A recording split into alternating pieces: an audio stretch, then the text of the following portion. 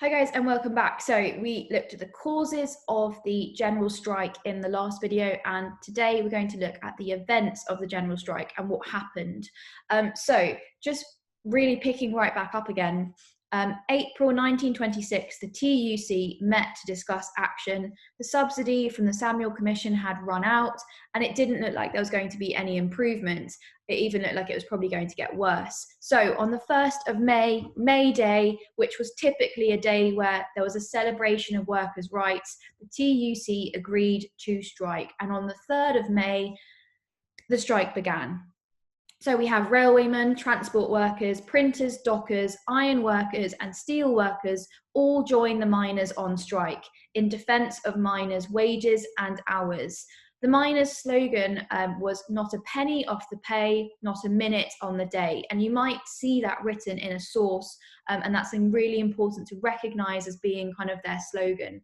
Now, by the 4th of May, there were 1.75 million strikers from John O'Groats to Land's End. Now, Land's End is the place, the bottom, the most southerly part of the UK in Cornwall, and John O'Groats is right up in Scotland. So the idea that from the whole length of the United Kingdom, people were out on strike in support of the miners. Now, a little grade 9 snippet for you. So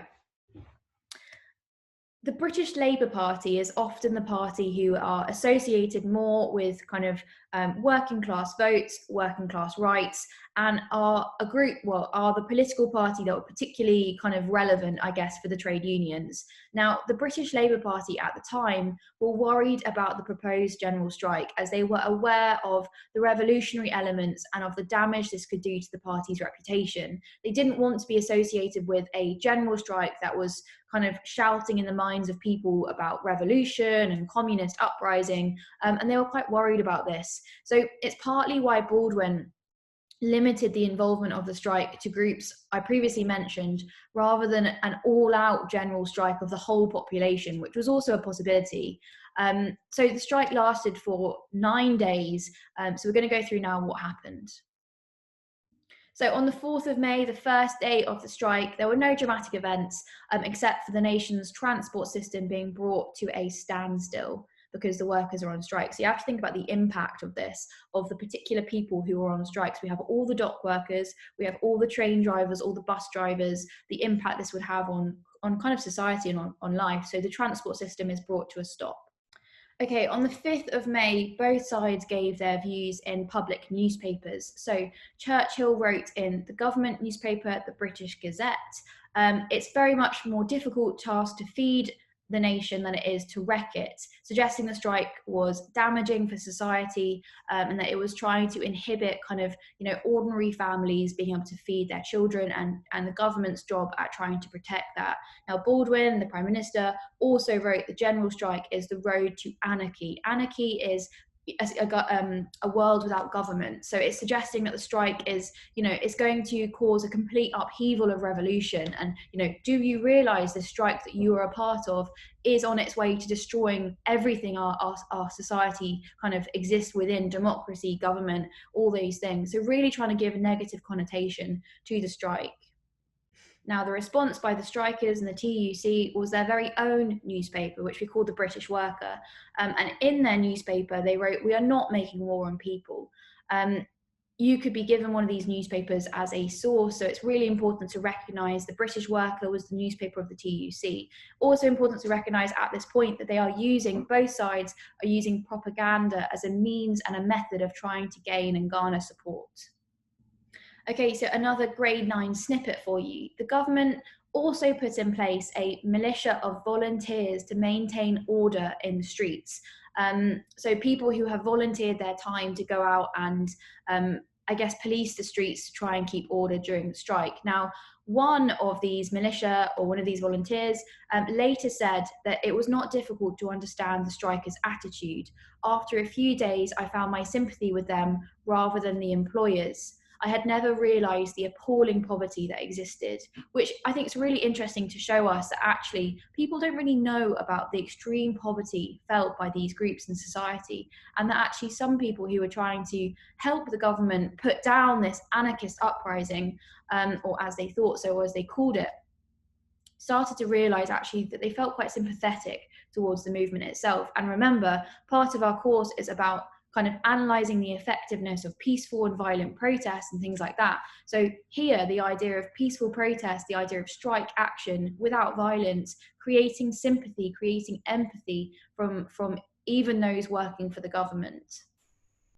Now, on the 6th of May, we kind of start to see a shift, and we might think about this as, I guess, a sort of turning point, a watershed moment. The government newspaper, the British Gazette, suggested that means of transport began to improve with volunteers and strike breakers. Strike breakers are people who leave the strike and go back to work. A famous example in the film, Billy Elliot, when Billy's dad goes back to work because he needs to make some money to give Billy the train fare to get to London for his audition, he would be called a strike breaker. He goes back to work. Now, the newspaper, which I've got behind me, declares 200 buses on the streets. This was a complete lie. It's propaganda. There were only 86 buses running, but it shows us the tactics of the government. And it also marks a point where public opinion starts to shift away from the strikers because of what's about to follow.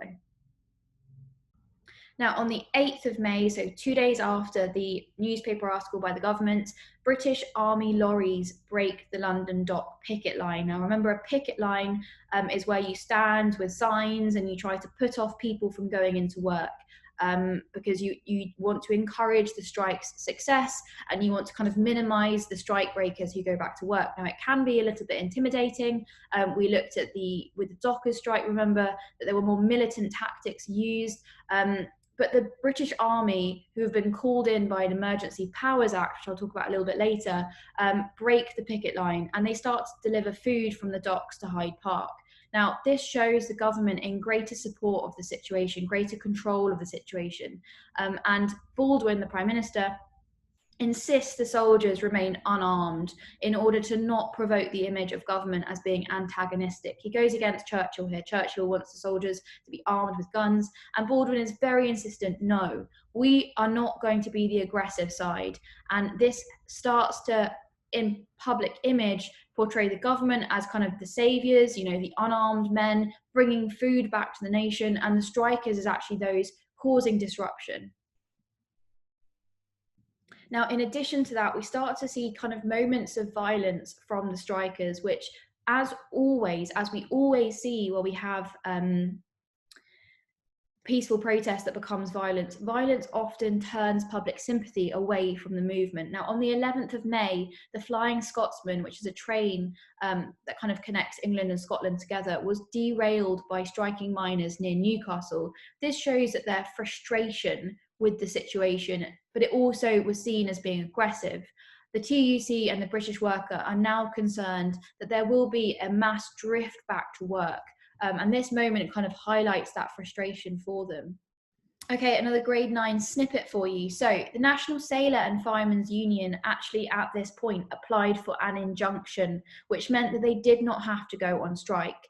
The judge declared that other than the coal miners, the general strike is not protected by the Trade Disputes Act of 1906.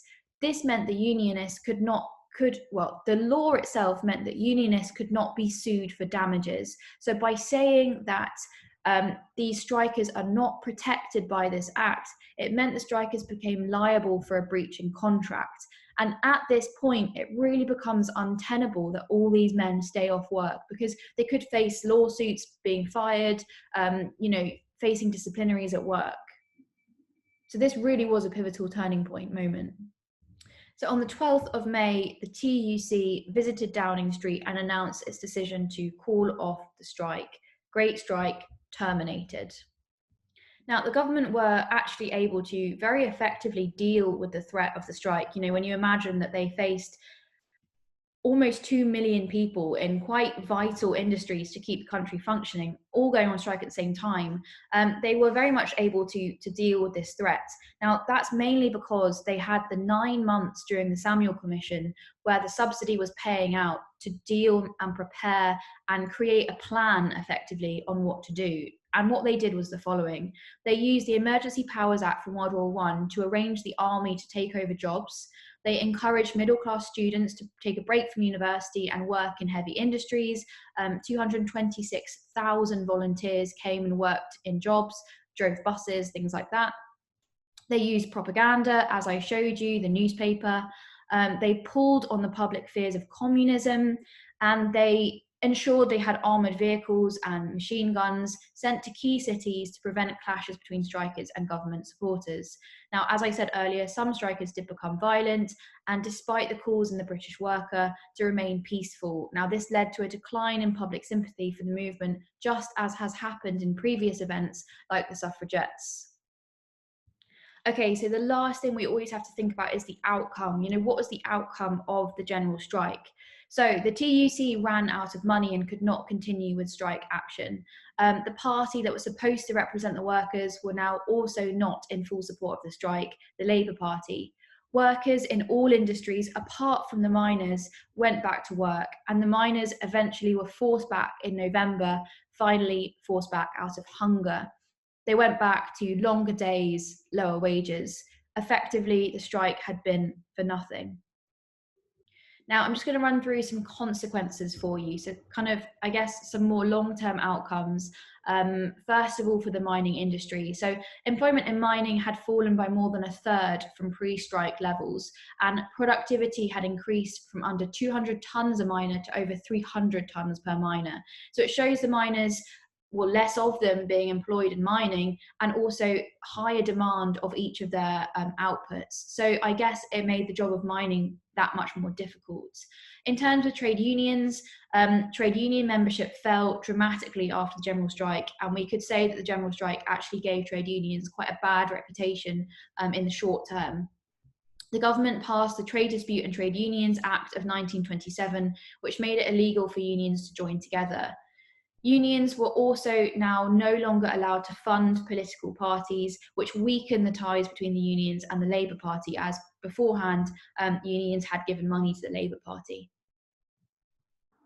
Now, for your final grade 9 snippet of the lesson, as always, in your exam, you might be given sources on the general strike. Now, it's very important, as a source on the general strike is going to absolutely have a perspective. It's going to be from one side or the other.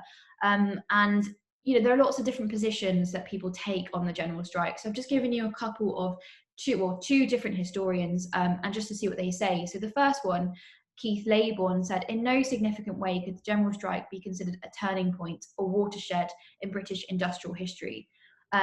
For him, you know, the general strike did not achieve very much at all. There are no further general strikes in Britain. Union leaders themselves even considered it a mistake. So, you know, we might look at that as kind of some defense for him. Now, on the other hand, A.J. Taylor presents the miners' strike as they did not seek to challenge the government. They merely wanted the miners to have a living wage. You know, taking a more kind of, I guess, humane look at the strike and thinking about the reasons behind why they did it.